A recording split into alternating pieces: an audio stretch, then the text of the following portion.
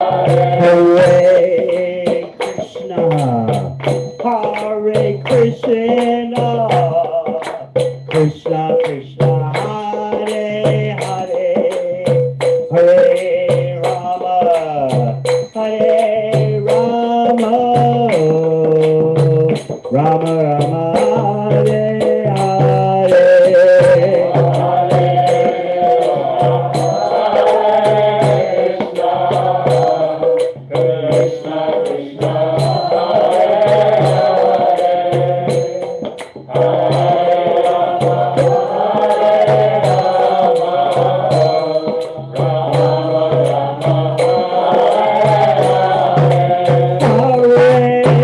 Krishna, Hare Krishna, Krishna Krishna, Hare Hare, Hare Rama, Hare Rama,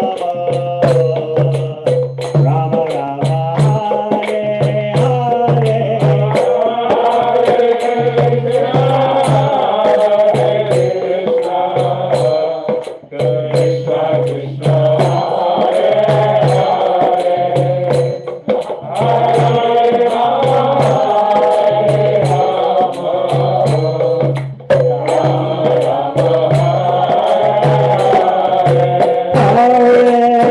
Krishna, Hare Krishna, Krishna Krishna, Hare Hare,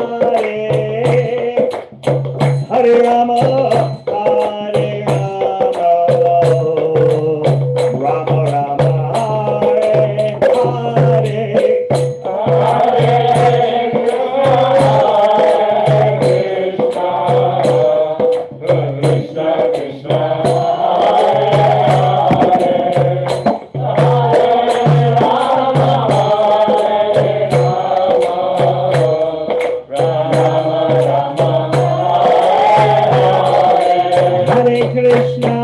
Krishna, Krishna Krishna, Hare Hare, Hare Rama, Rama Hare Hare.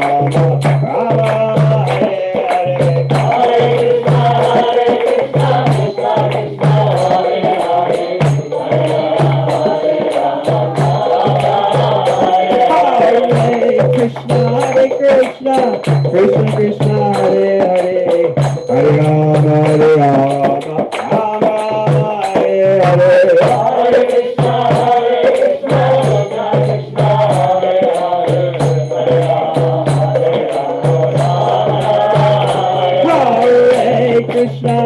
Krishna, Krishna Krishna, Hare Hare, Hare Rama, Rama Hare Hare.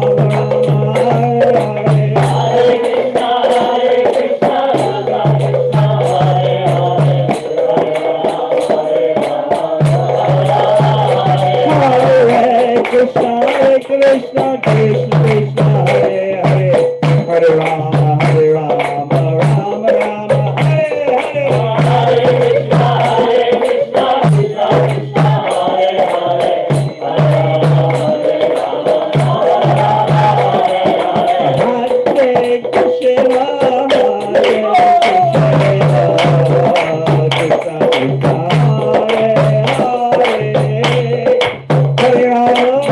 Hare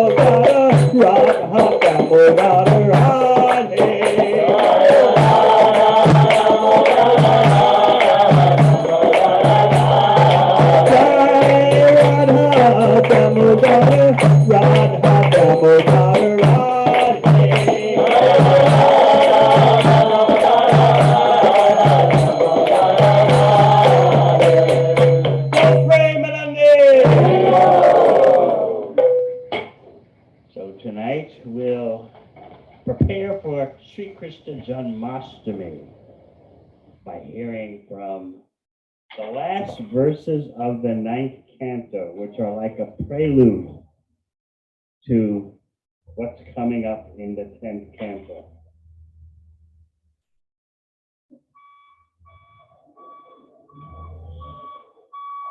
The last 10 verses or so, very beautiful. Building your anticipation.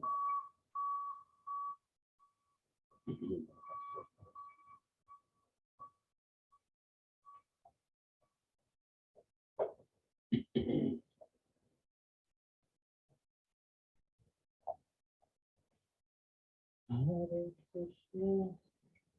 I wonder how many of you have taken the 24th chapter of the 9th canto in that way, as the prelude, whetting your appetite, building anticipation. You see, anticipation is very important at all levels of bhakti. Certainly, at the level of bhava and Krishna praying, anticipation builds the excitement of meeting Krishna.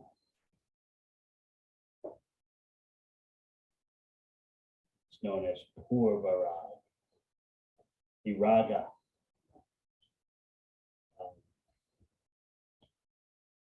Anticipating Krishna's coming.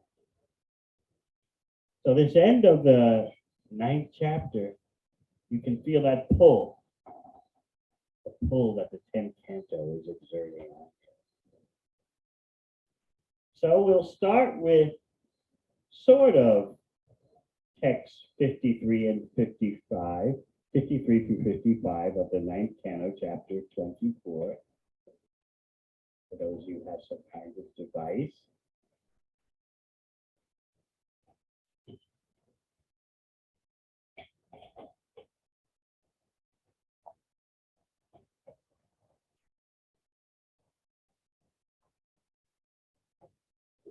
We'll go to the last verse of that combined verse, 53 through 55. Astamastu tayo asi swayameva hari kava subhadra cha mahabhaga chabarajan pitamahi.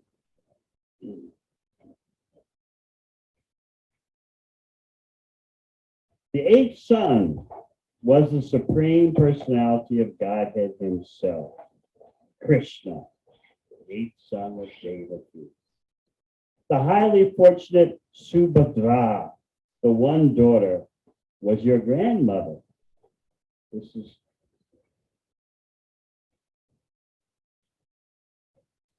explaining things in terms of the family line.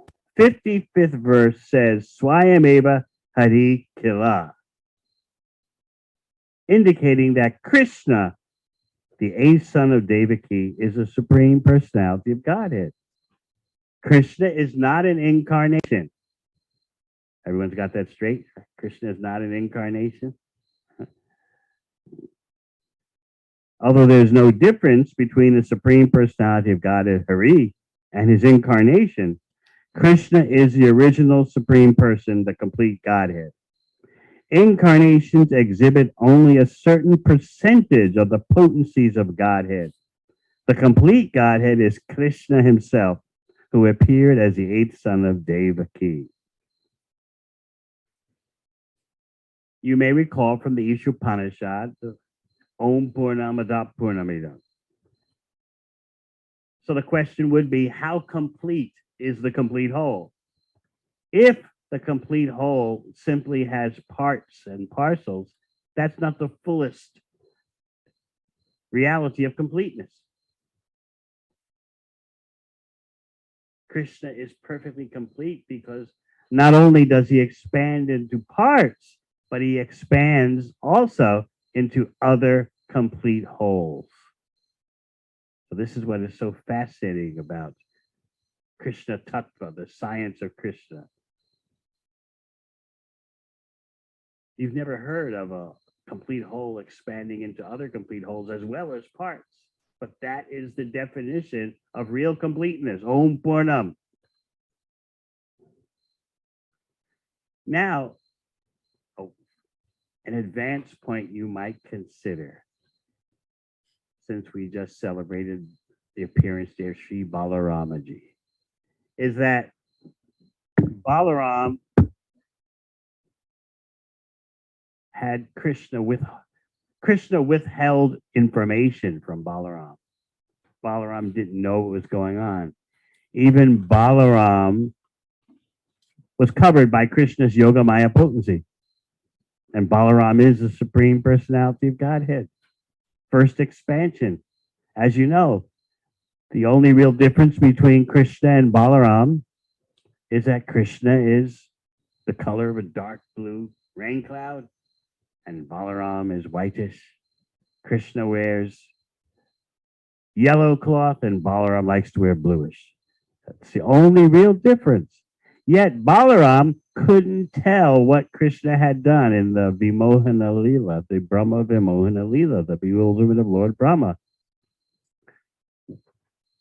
When Krishna replaced all the missing calves and cowherd boys with himself.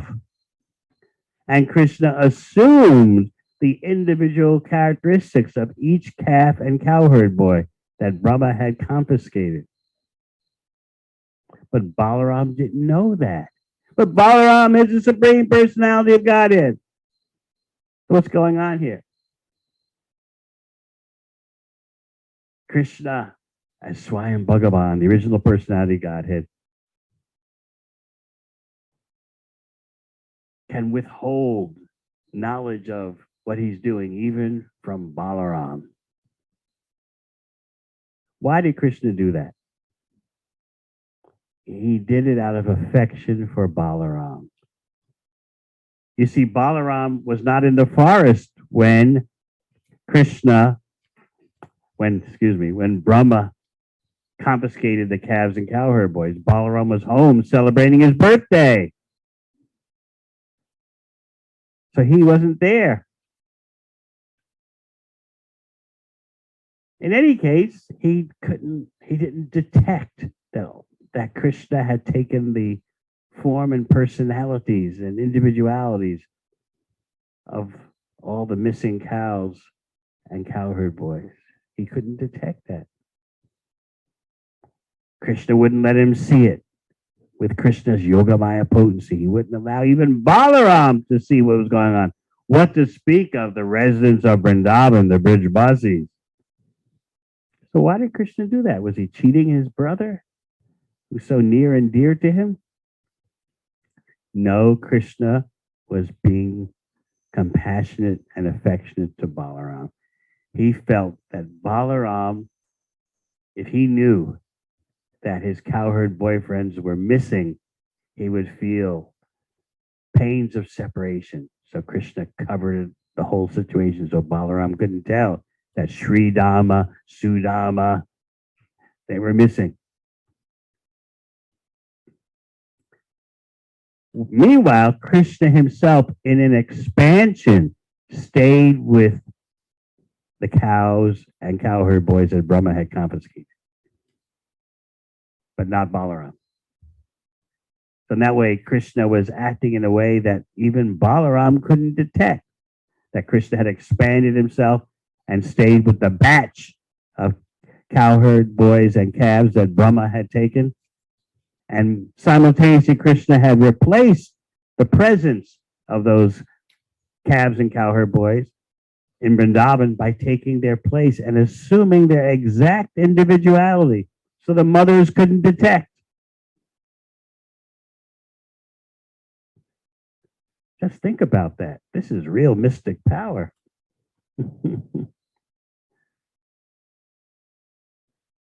Let's say Dasya Prem goes missing, and then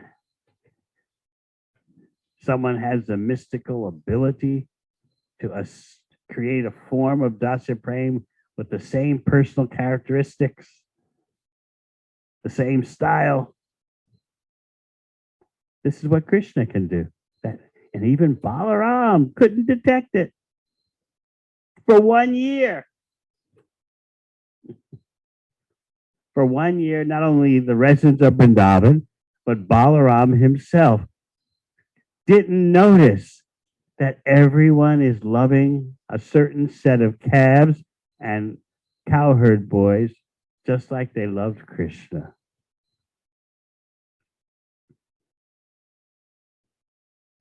And as you know, it's fun talking about cows. I keep saying that. And as you know, the cows had during that year given birth to baby cows, but they were giving so much more attention to the older calves, which of course is completely unusual because the older calves were Krishna.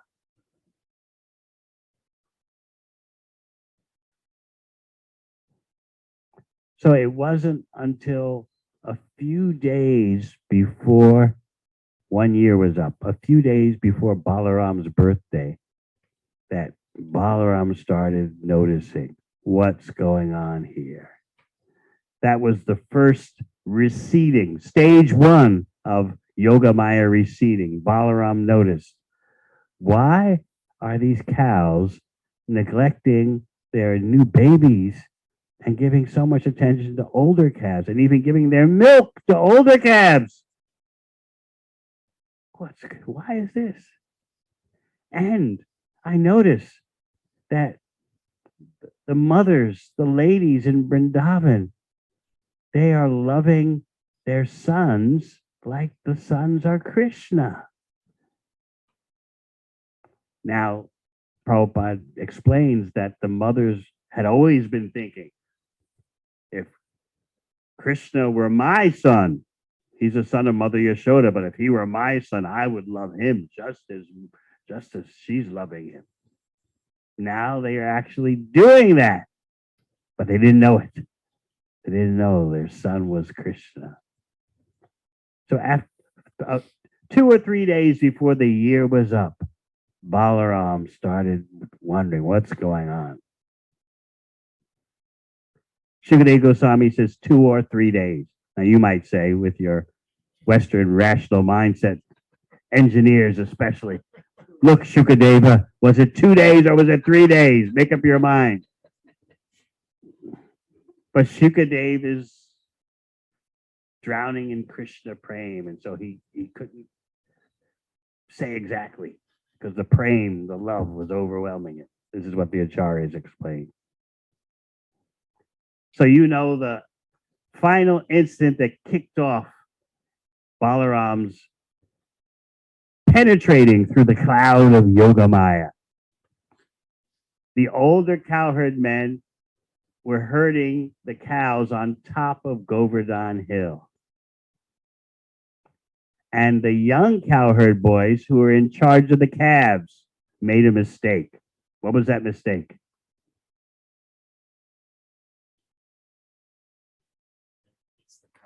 Huh? They released the calves. No, not exactly. Devamrita, we're asking all the cowherd boys. What was the mistake? A mistake within the context of ecstatic love.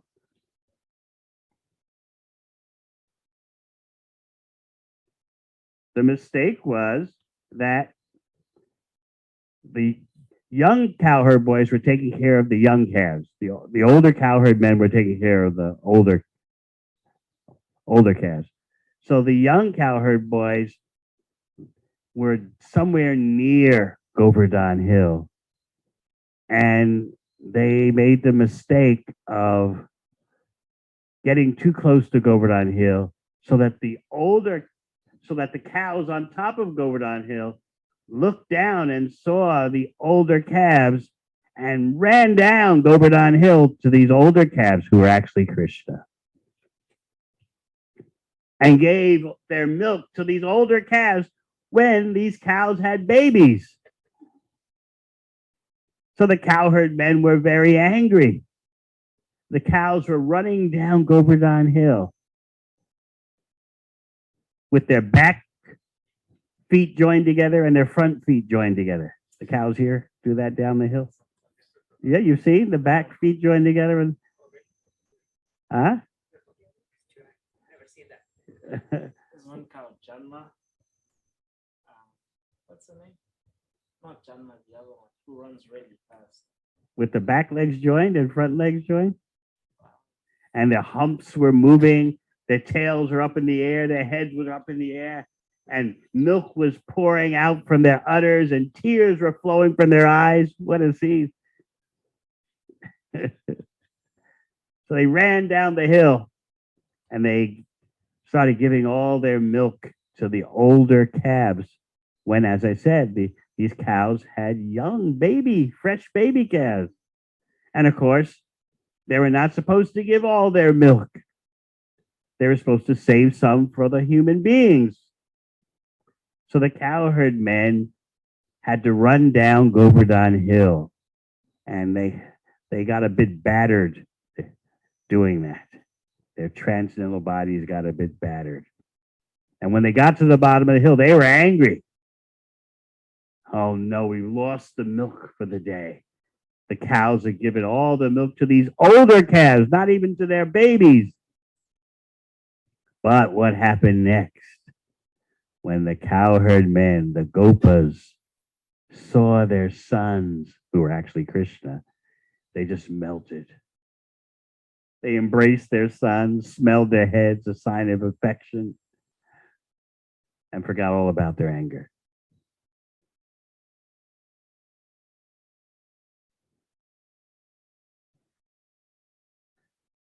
So Balaram is watching this. What's going on here? He's thinking. So the first curtain of Maya started to recede by allowing Balaram to see this strange thing that had been going on. He realized this has been going on for almost a year. So the next phase, what is this energy that's causing this bewilderment? Is it from a demigod? No, I don't think the demigods would do this. Is it from some rishi or sages testing their powers? No, I don't think so. Maybe it's from some demon or demoness,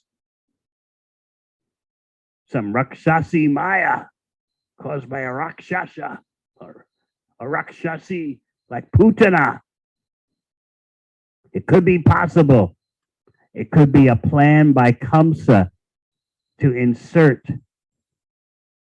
such a situation by sending facsimiles of the cows and cowherd boys so that everyone would forget about the real Krishna and love these facsimiles, these imitations sent by Kamsa. And that way the whole village would be destroyed because everyone would no longer keep Krishna in the center. They keep these imposters in the center. So Balaram was thinking, that could be? No. Especially since I am Balaram. No Rakshasi can bewilder me. So then you get to the third phase of the cloud of Yogamaya receding. When Balaram concluded, this must be done by my brother. This whole scene is engineered by my brother. That could be the only answer. No devatas, no rakshasis, no demigods. This is the Yogamaya of my brother, and I could not stop it. So then the fourth phase of Yogamaya lifting for Balaram was when he saw the complete truth.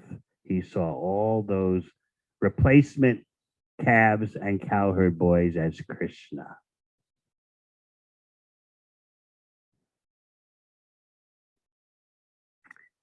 At that point, he decided, I need to have a brief talk with my brother.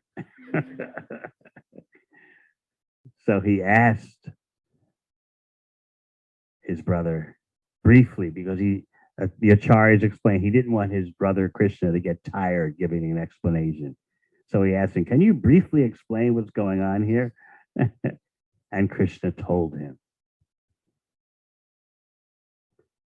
Then Lord Brahma returns 1 year later. But in Lord Brahma's time, it was just a moment later. But on Earth time, it was 1 year. Brahma had second thoughts immediately after he confiscated the calves and cowherd boys. He immediately thought, oh, I don't think I should do this. It's like my saying, I'm thirsty. I think I'll take some more. Nah, it's way back here. It's too much trouble. Okay. That's how quick Brahma changed his mind. But it was 1 year of Earth time. So that gave 1 year for all the cowherd ladies to love Krishna as their son. And all the cows to have Krishna as their calf.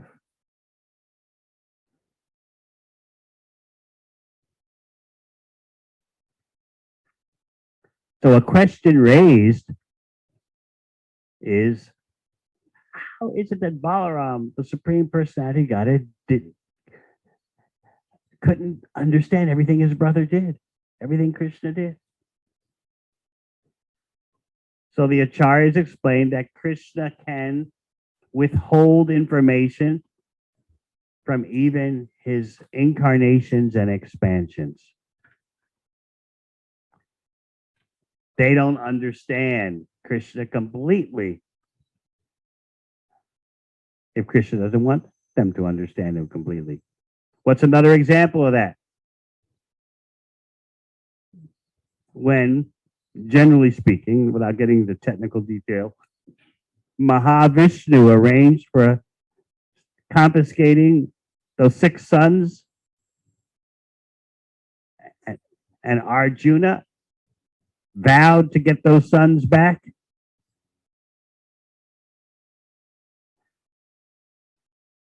Those 6 sons missing from the Brahmana in Dwarka, and Arjuna went all the way to the realm of Mahavishnu to get them back. And what did Mahavishnu say?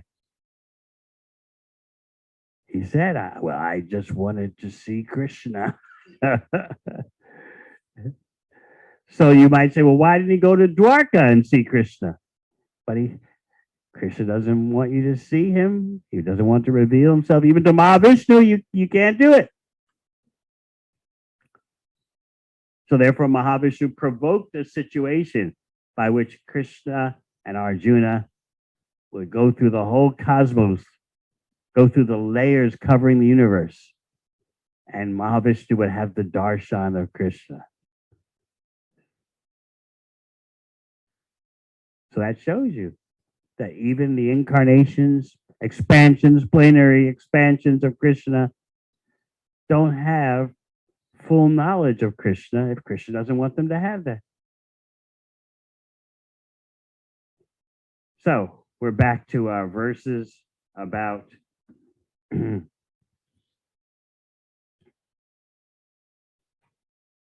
anticipation in the 9th canto, building up for the 10th canto.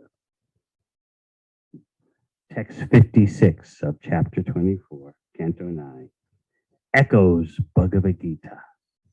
Yada yada he dharmasya shayo british japapmanaha tadatu bhagavanisha atmanam srijate hari. Whenever the principles of religion deteriorate and the principles of irreligion increase, the Supreme Controller, the Personality of Godhead, Sri Hari, appears by his own will. Purport by Srila Prabhupada. The principles by which an incarnation of the Supreme Personality of Godhead descends upon earth are explained in this verse. The same principles are also explained in Bhagavad Gita by the Lord himself. Yada yada hi dharmasya glanir bhavati bharata abhyuktanam dharmasya tadatmanam sridamyaham. Whenever and wherever there is a decline in religious practice, O descendant of Bharata, and a predominant rise of irreligion, at that time I descend myself. And as you all know from your reading of Sri Chaitanya Charitamrita, because you might say, well, certainly right now is a time of increase in irreligion and deterioration for the principles of religion. So where is the incarnation? Krishna says, whenever, wherever. Okay, looks pretty bad now. You have leaders of various nations snarling at each other, ready to go to war.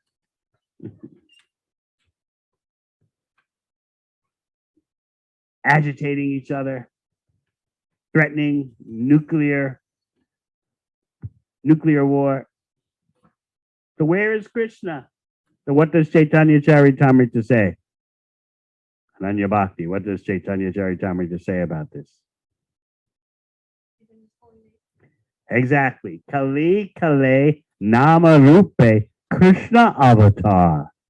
In the age of Kali, Krishna appears as Nama Rupa, the form of the name. Sri Harinam. So if you're looking for Krishna in the age of Kali, he's there as the Hare Krishna mantra.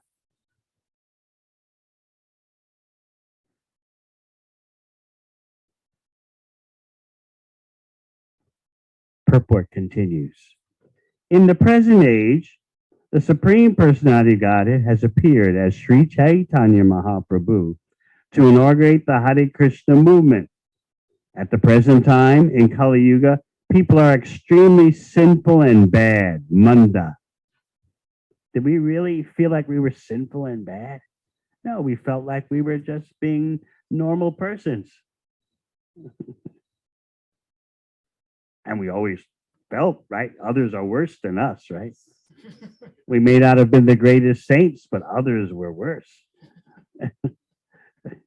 But to be described as extremely sinful and bad, like that verse in the beginning, the first chapter of the first canto. What is it? Manda sumanda matayo manda bhagya upadruta. In the age of Kali, everyone is slow. They're mandas, slow in spiritual realization and quick for sense gratification. And above all, they're always in anxiety, always disturbed. Every few years, a new form of anxiety develops. The latest one is eco anxiety, anxiety about climate change, the environment.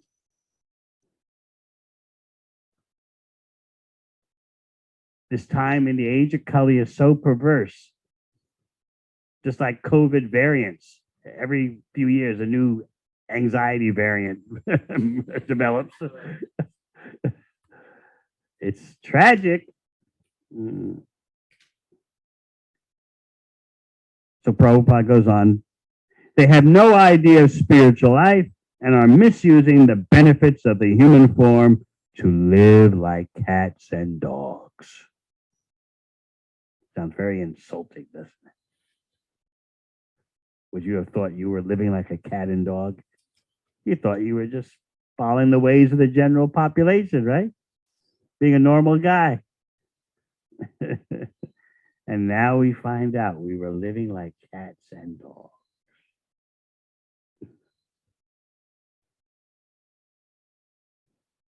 Under these circumstances, Sri Chaitanya Mahaprabhu has inaugurated the Hare Krishna movement, which is not different from Krishna, the Supreme Personality of Godhead. If one associates with this movement, he directly associates with the Supreme Personality of Godhead. People should take advantage of the chanting of the Hare Krishna mantra and thus gain relief from all the problems created in this age of Kali. So, what do you think? Maybe this is just stretching the truth. Gain relief from all the problems of Kali Yuga by chanting Hare Krishna? Of course, you may remember that one of the offenses to chanting the holy name is to think that the glories of the holy name are exaggeration. But we may not do that in a direct way. But unconsciously, we may think to ourselves, we won't say it out loud, but to ourselves, we'll say, chanting Hare Krishna is not enough. I've got to do other things. When I was a new devotee, yeah, I thought that chanting Hare Krishna is enough. But now that I'm an older devotee, I know that chanting Hare Krishna is okay, but you got to do other things in life that are also important. No, what does Shukadeva Goswami tell Pritchett Maharaj in the 12th canto? Kalaya dosha nidde rajan asti heko mahan gunaha kirtan. What? Mukta Sangha Param Vijay. In the age of Kali, there's only one good thing. So if you're looking for something else, you're really in illusion. There's no other good thing in the age of Kali except the chanting of Hare Krishna.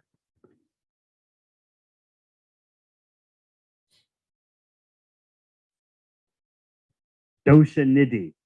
The age of Kali has so many faults. It's like an ocean in which you can't count the waves. If you go to the shoreline, whatever the closest shoreline is to here, and you try to count the waves in the ocean, everyone will think you're mad you try to do that. Similarly, if you try to enumerate all the faults of Kali Yuga, you'll go crazy. You'll never get to the end. So if the Hare Krishna movement is indeed chanting Hare Krishna and spreading the Hare Krishna mantra, then it is direct. By associating with it, you are directly associating with the Supreme Personality of Godhead. So this is not like some kind of doctrinaire statement of sectarianism. If you belong to such and such church, whether Catholic church or this church or that church, then you are associating with God. No, this is not saying in a bureaucratic way. This is saying that because the Hare Krishna movement should be filled with the chanting of the Hare Krishna mantra, therefore, by associating with that movement that is espousing, advocating, demonstrating the chanting of Hare Krishna, by associating with such a movement, you are associating with the Supreme Personality of Godhead.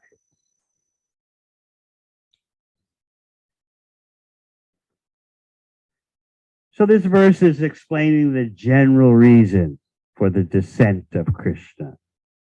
There are more confidential reasons given in Chaitanya Charitamrita for the descent of Krishna. Anyone remember?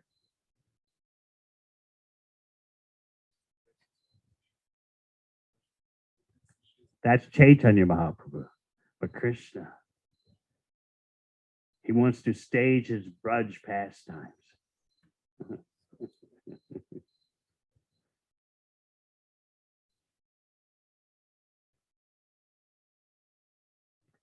All right, text 57. Nayasya janmano hetu karmano va mahipate atmamayam vaneshasya parasya drashta atmanaha. O king, Maharaj preaching.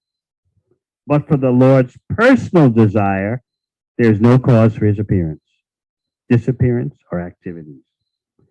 As the supersoul, he knows everything. Consequently, there's no cause that affects him, not even the results of fruitive activities.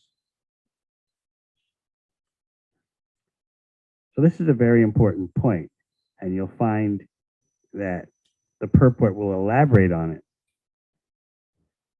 Our appearances have a cause, and that cause is karma. Our previous karma has forced us to take birth. Whereas for Krishna, simply his personal desire to show compassion by displaying his pastimes, even within the material world. That's the only reason for his appearance. He does give a schedule in Bhagavad Gita, right? Who knows the verse? No, the timetable he gives. Sahasra Yuga Paryantam Ayam. What's Sahasra Yuga Paryantam? I forgot the second line. Once every day of Brahma. That's once every 8,640,000,000 years. So Krishna gives a timetable, but actually he's not forced to adhere to the timetable. But just so you are not bewildered by cheaters who say, oh, I am the avatar of Krishna. Krishna is giving you a schedule for your benefit. But he's not forced to appear according to some timetable like a train or something. So this is a very important point. But for the Lord's personal desire. And the verse describes the personal desire as his supreme compassion for the fallen souls.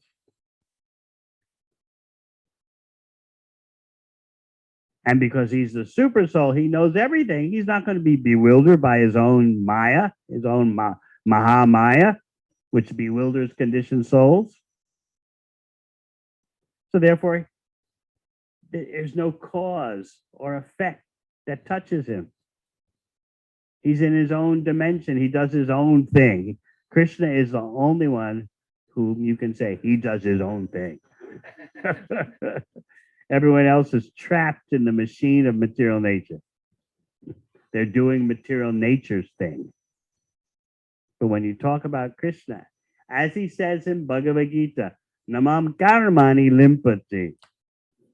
I've got no reason to do anything. I have nothing to achieve. No work binds me. I'm not after any phala. I'm not after any fruits of labor. So let's hear the purport. This verse points out the difference between the Supreme Personality of Godhead and an ordinary living being. An ordinary living being receives a particular type of body according to his past activities.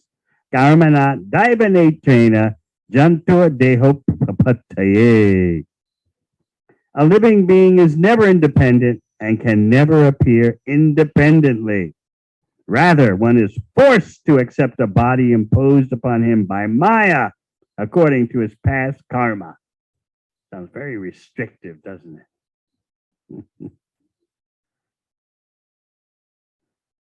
As explained in Bhagavad Gita, Yantra Rudhani Mayaya. The body is a kind of machine created and offered to the living entity by the material energy under the direction of the Supreme Personality of Godhead.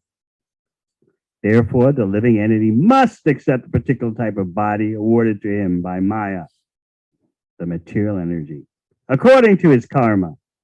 One cannot independently say, give me a body like this, or give me a body like that. One must accept whatever body is offered by the material energy. This is the position of the ordinary living being. Sometimes when I'm on my walk, like in Brooklyn in New York, just in a few blocks, I walked past so many of these nail parlors. Is that what you call them? Nail salons. And they have the different polishes you can choose. I just quickly walk by, but I can see through the window. They have a wall with all the different colored polishes. And the patrons are there. The customers are studying, oh, I like this color, that color. And then they're sitting down at the tables and they have a nail salon lady who's doing up their nails. Is it very relaxing? You've done it? Painful. Having your nails painted is painful? but you think the result will be pleasing, right?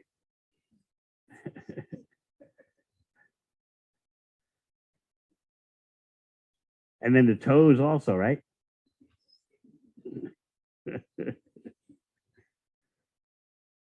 But I was thinking whether, okay, there's lots of ladies in the nail salons, and I see the men in the fitness centers. Of course, the ladies also go to the fitness centers, and they're working out their bodies, pumping iron. But did they ask for that body? How did they get that body? This question never occurs to them. They couldn't say, give me a body like this or give me a body like that. It was forced on them. But anyway, although the body is forced upon me, let me color the nails.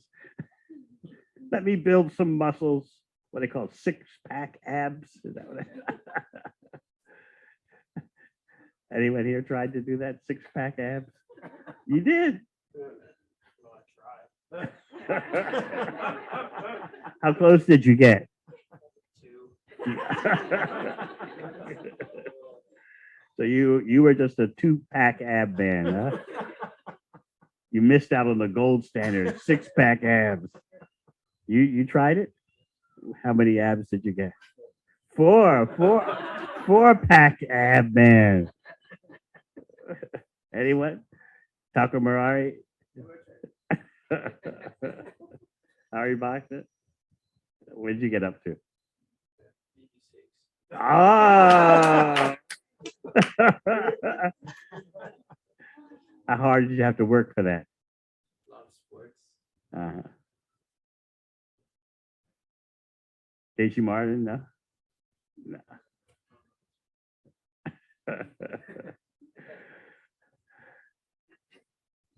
So much effort to improve the body, and we should keep the body healthy, as Krishna says in Bhagavad Gita. No one can be a yogi who eats too much or eats too little, sleeps too much or sleeps too little. So you should be healthy. 2 things, health and sadhana. But simply to do all that to an extreme and never ask, how did I get this body? Why do I have this body? I couldn't ask. I didn't ask for this kind of body. Yet I have it. Anyway, forget all those existential issues and let's see what color nail polish I want. Do you do the nail salons, Parijata?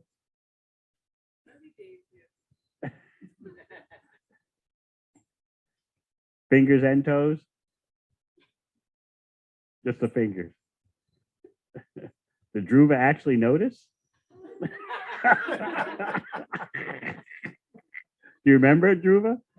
That means he never noticed. Well, the point is, it enhances your ego, right?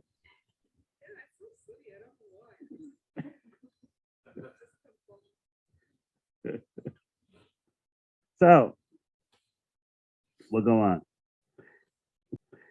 When Krishna descends, however, he does so out of his merciful compassion for the fallen souls.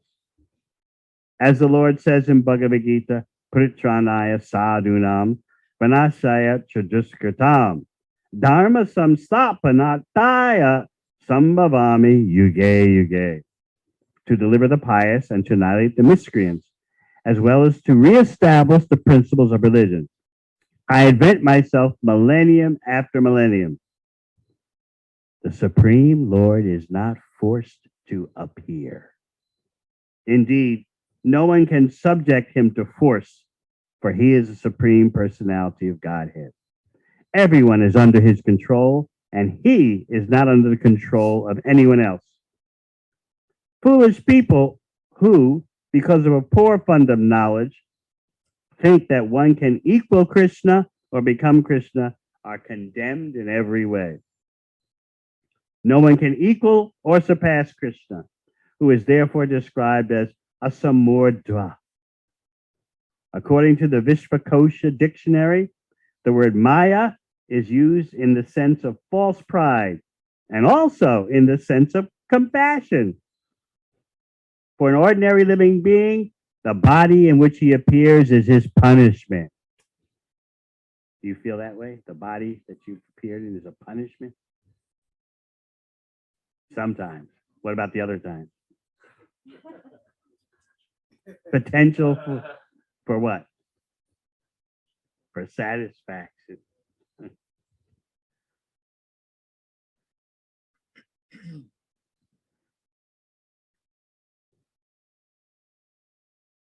For an ordinary living being, the body in which he appears is his punishment. This sounds like negative Hare Krishna talk, doesn't it? Isn't that what your family would tell you? You're young still. You have a few years left. Just be happy in your own way.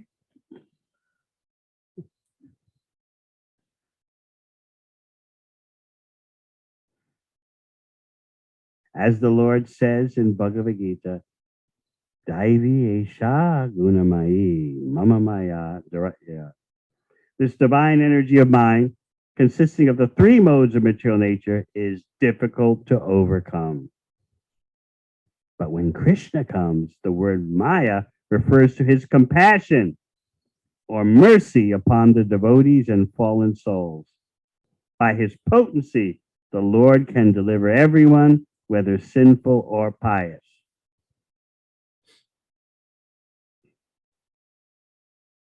So this is a very important point for us to meditate upon as we approach Sri Krishna Janmastami.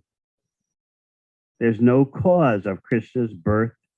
There's no cause for his actions. Namam karmani limpati. Also, the classic verse that you can never think about enough.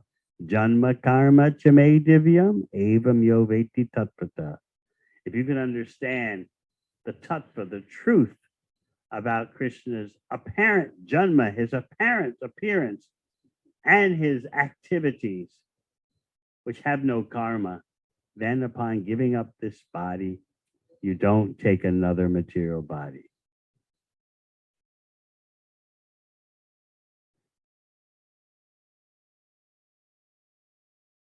Vishwanath Chakravarti Thakur wants you to know that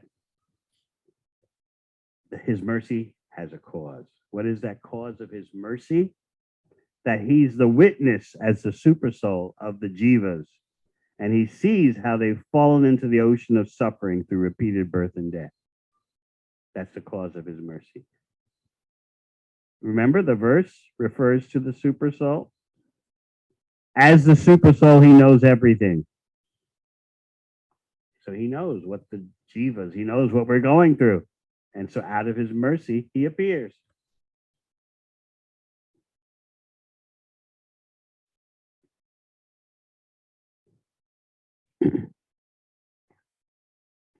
Text 58.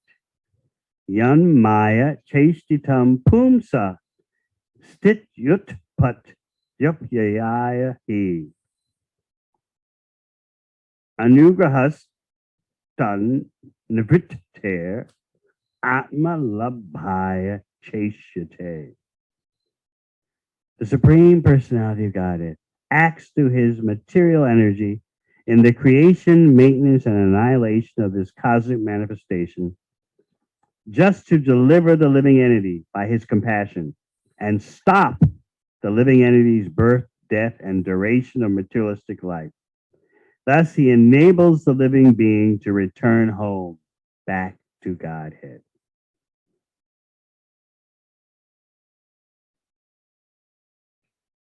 So here we are thinking, why is Krishna letting us suffer so much? Why does he do something? Why is Krishna allowing the world to go through its madness? And yet we hear these verses that the Supreme Personality of Godhead is completely proactive and compassionate. But you have to learn to see his compassion. We're insistent upon seeing our way. Just like now, the sun is disappearing from the sky. Soon it'll be dark. You can't command the sun to appear suddenly before you.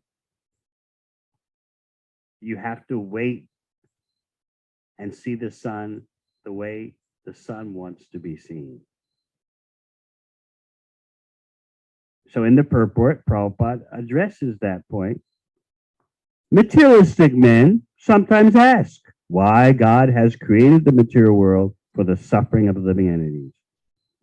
The material creation is certainly meant for the suffering of the conditioned souls, who are part of the Supreme Personality Godhead, as confirmed by the Lord himself in Bhagavad Gita.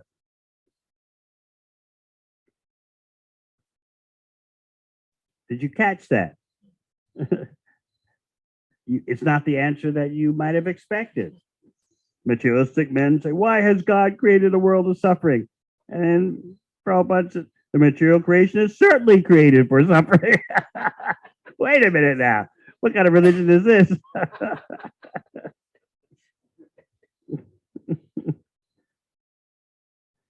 Who was the famous travel and cuisine connoisseur who committed suicide? Yes, his famous statement, at least famous for me. Your body is not a temple. Your body is an amusement park. Enjoy the ride.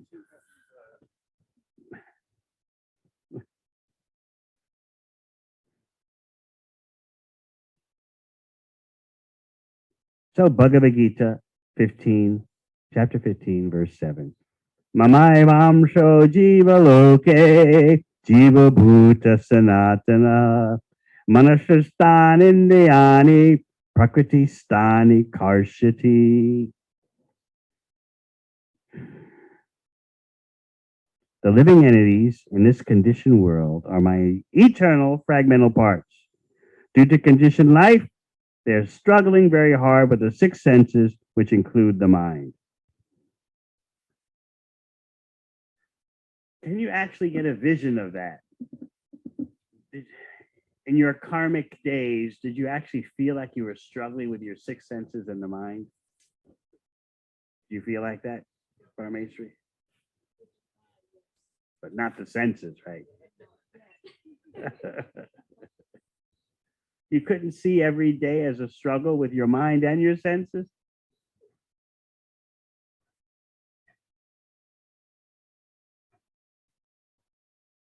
Well, just see you.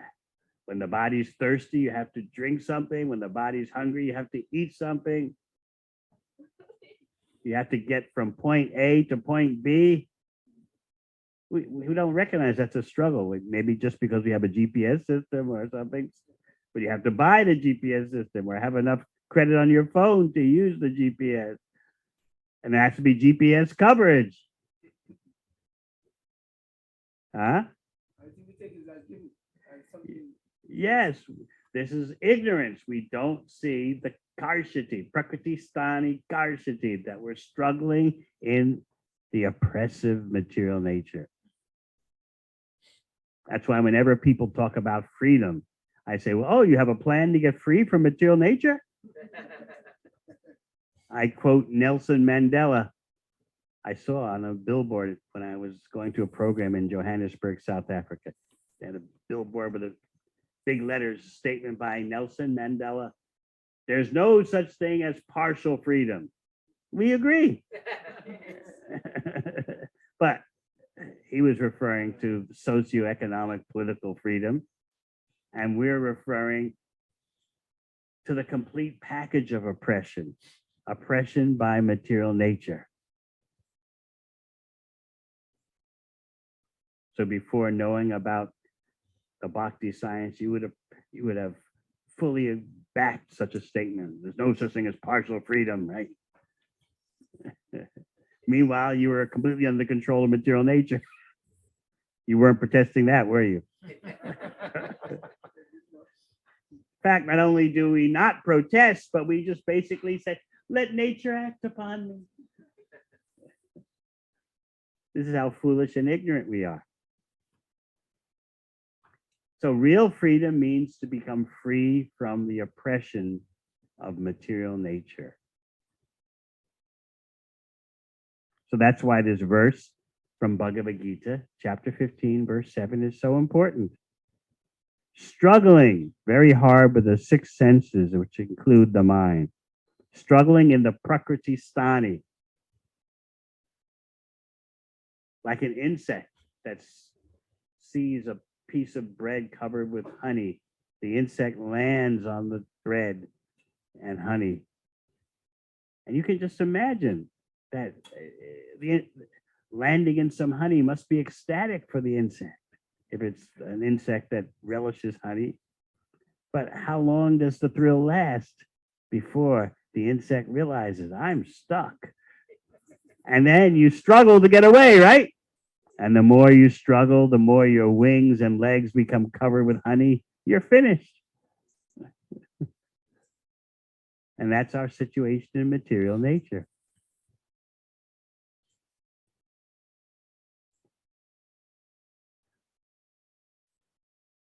So any questions at this point?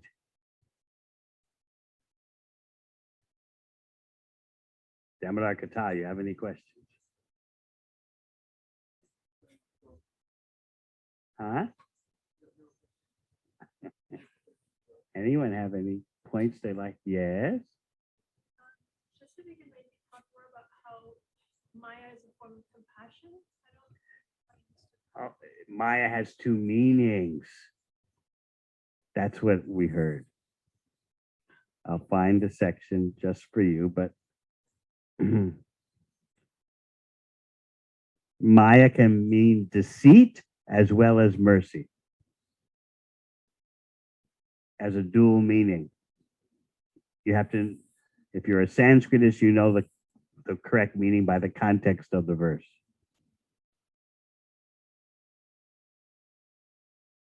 Okay? There are no words like that in Spanish that have a dual meaning. That was nothing unusual. You judge what it means by the context, right? Mm. Anything else? Yes. Asked about whether during the difficulty, the struggle of the six senses of the mind, and I realized that I actually want to forget that I struggle with this six senses. Of course. How to resolve that? You need knowledge, not just forgetting, because the illusory energy is so powerful, you may have forgot about your struggling, but the illusory energy will make sure you struggle again. So how long can you go on forgetting?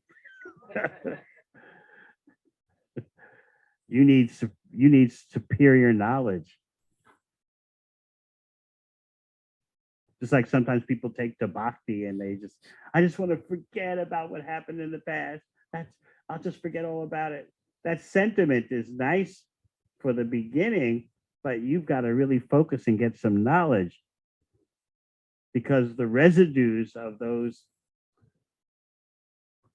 sinful activities are still, the patterns are in the mind and have to be flushed, have to be purified.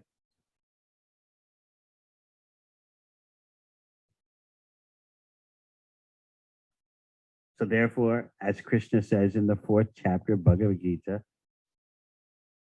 the fire of transcendental knowledge burns. That's not something that's inactive. That's not a description of inactivity. It's a description of a dynamic, transformative process. How is it that the fire of transcendental knowledge burns? Burns the unlimited quantities of sinful activities supplied to it by your application of the knowledge. First you hear it, and then you apply it. Okay? So sometimes you see persons come, I'll just forget about everything I did in the past. That's nice, but you have to take the next step. Otherwise, sooner or later, the memories come boomeranging back on you. Do you remember when you did this? Do you remember that? But with knowledge, you can deal with the memories of this life's madness as well as the madness of previous lives, if you can remember.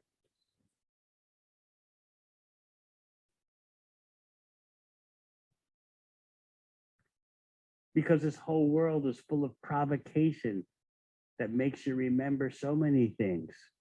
You notice that?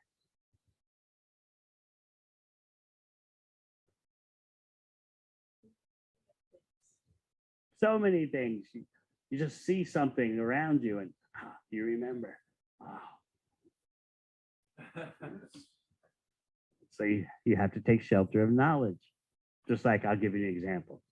Since you're from Vietnam, just to appreciate this. When I was visiting my relatives for my 48-hour visit, and then I was staying at one center in the area, one Krishna Conscious Center, a small center, and then they took me to the airport.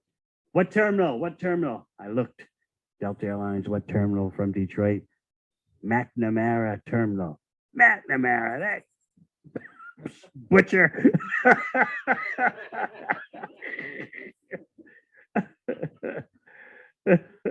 Just something like that triggers a whole.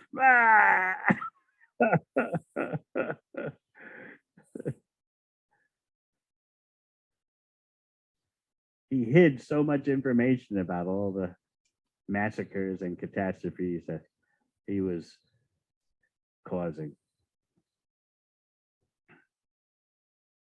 It's true, later in life, near the end, he repented, but still. He never apologized to the Vietnamese people, did he? So just by seeing that on my phone, what terminal? Okay, I'll check. McNamara. Ah!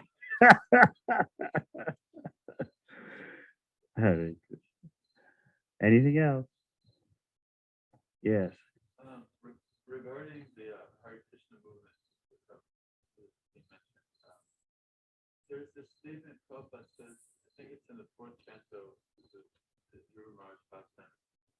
Prabhupada says, similarly, one who follows the leaders in this movement will attain to the same destination.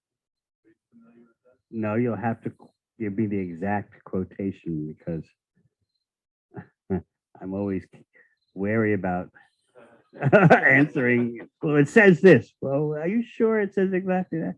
Well, I'm not. You find out exactly what you're referring to. Yes. In terms of Karshati, the struggle for existence.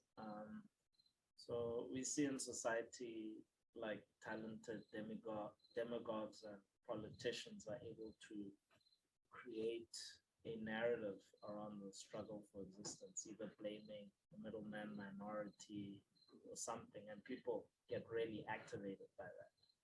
But like in devotional service, it describes the struggle for existence truthfully and comprehensively, but somehow it doesn't generate those activating emotions like, okay, I just got to get something done.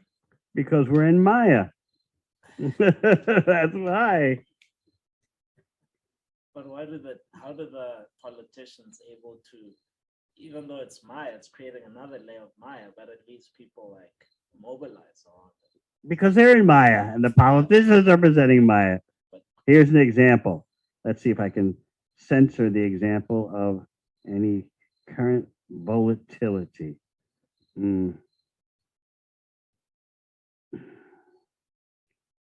Sri Krishna, it's outright manipulation.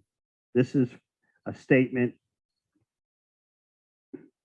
by one of the former presidents of the USA, Lyndon Baines Johnson, revealing how politicians manipulate people with body consciousness.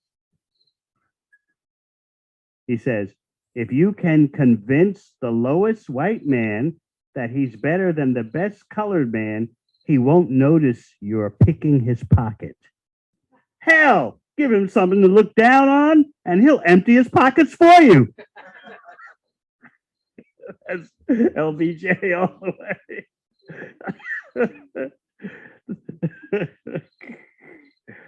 There you go. It's manipulation. Everyone's doing that. Whether this color, that color, this ethnicity, that ethnicity, everyone's manipulating based on the body. So can't we like create proper? You know what South Africa's like with the tribalism, right? An American just sees, they're all the same persons of color, but the South Africans, no, they can just look, you're from this tribe, you're from that tribe. And then from India, you know about the castes. Are you from the tribal area? It's not even enough to like be Gujarati. You have to be a Gujarati and the right caste. And then, of course, we have the famous example of Dhruva and Parijata. They wanted to marry, but there was a problem. You know what the problem was? Who knows? South India. Yes, she's from South Indian descent, and he's of North Indian descent. So the parents weren't happy with this, so much so that they had to marry in secret in a garage.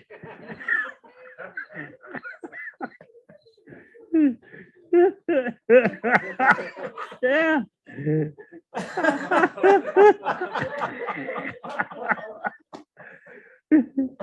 They didn't tell you also?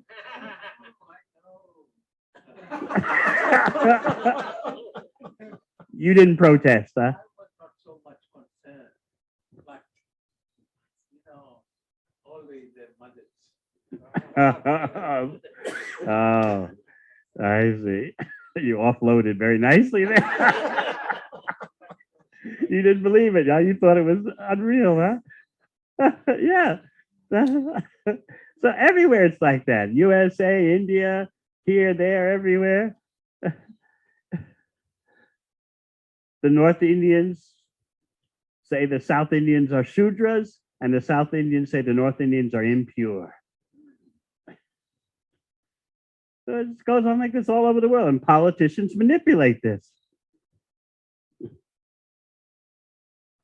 Just like your bodily designation is of a smaller tribe in South Africa. You weren't Zulu or Xhosa. But you knew. Could you tell by looking who's from your tribe? Yes. But when I look, I just see brown and black. When he sees a tribe. So the whole world. I mean, I just picked out the statement by LBJ, Lyndon Baines Johnson, because it was so flagrant. He's revealing how the politicians are. He says, actually, if you manipulate people based on the body, you don't even have to pick their pockets. They'll empty out their pockets for you. Madness.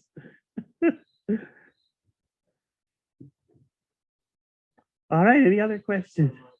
My question really relates to like, how do we say if we wanna get more devotees to be part of this mission of Which mission? taking care of cows and farming? How can we use the same Maya of politicians to mobilize devotees? When they hear how happy you are doing the service, others will become inspired, especially if you offer them some kind of training program. I was at a little farm in Michigan run by the Ypsilanti Center, Devamrita Prabhu and Siddhahari Prabhu. It's just 10 acres, but they have plans to make it a small farm training center. That's their hope.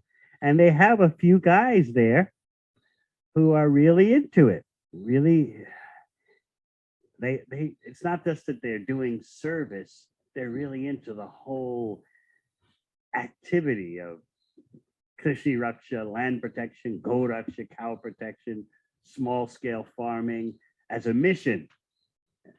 And so they're able to attract other persons like that because they have that sense of mission. Not that I'm just roster fodder. Okay, I'm supposed to go out to the garden today. Okay, I'm supposed to take care of the cows. Okay. No, they have a sense of spirit. They live for that. Now, I was telling them that I really appreciate this so much because as Krishna Swami writes in his cow protection book, in ISKCON, many devotees think that agricultural or cow service is a low prestige service as compared to other things you can do. But actually, in my book, it's a high prestige service. Someone was just asking me about, where was I? Oh, someone had met Casey Martin during his cowherd boy days. And so where was this? It may have been New Jersey. Someone was saying, well, what about that happy cowherd boy? So they still remembered all these years. They were touched and affected by it. He was really into what he was doing. And of course, we know Casey Martin is in another phase, but they remember. They saw someone who had the spirit.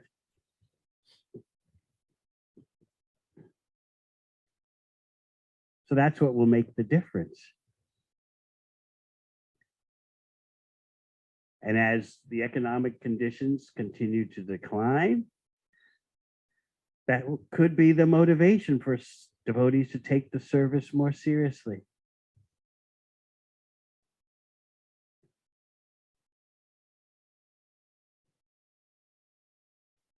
So this is what really impressed me about the little 10-acre farm. It's like basically a garden in Michigan. They were doing hydroponics. They had some donor and they had greenhouses with all the machinery, or the equipment rather, for doing hydroponics. And what else can you do on 10 acres? They just had 5 cows. They'd already reached their carrying capacity for how much land the cows could carry. How much land could carry, how many cows could fit on the land. They already reached capacity. But still, they had a sense of mission. I'm here because I want to live this way and show others what to do. And then because their city center was connected to the farm, they had access to persons who were recruited or preached to in the city, or others heard about it throughout the USA. They have persons from various parts of the USA who Devamrita ran into here, there, and somehow they put together a team of not just persons who are part of the roster, but persons who had a sense of mission. This is what we want to do. That's what makes all the difference. What do you think, Dasha Prem? Could you be the man?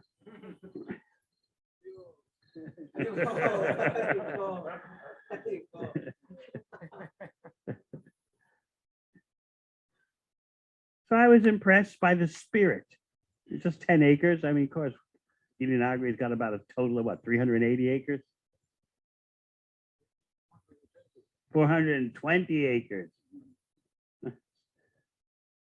But we need some devotees who want to take on the mission and who can attract others. I was telling this to Kalakanta Prabhu, the agricultural and cow minister. I said, you've got to preach the whole vision of the land, the cows, and Krishna, how it all works together in one attractive package. There are people who want to hear that. How you take care of the soil. The soil is not just a medium for holding plants. Most people think that. How it's all a cycle of nature, feeding, one thing feeds into another.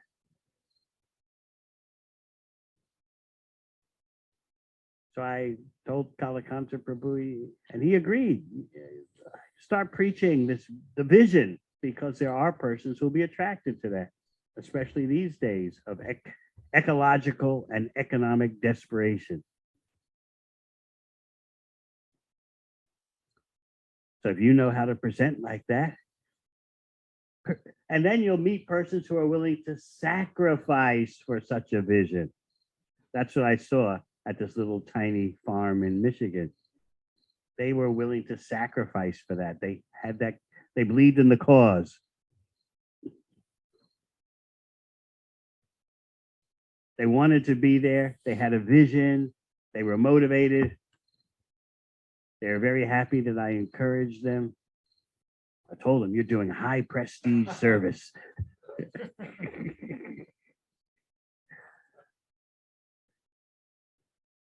All right, any last questions? Yeah. With Krishna and Balaram, Krishna's first expansion, study of religion, they generally categorize religion as being monotheistic or polytheistic. And it seems like Krishna consciousness fit like really neatly into If you have to force it into a category, it's certainly monotheistic. Ishvara Parama Krishna, Sarvakarana Karnam. From the one Krishna comes not only parts, but other complete wholes. But Krishna is that original. But just to satisfy persons with a very limited understanding of monotheism, we can adopt that term. We're not polytheistic. We don't think there are many gods. generally like a monotheist would say there's like one singular omniscient. There is one. Yes, we agree. From which other omnipotent beings can expand.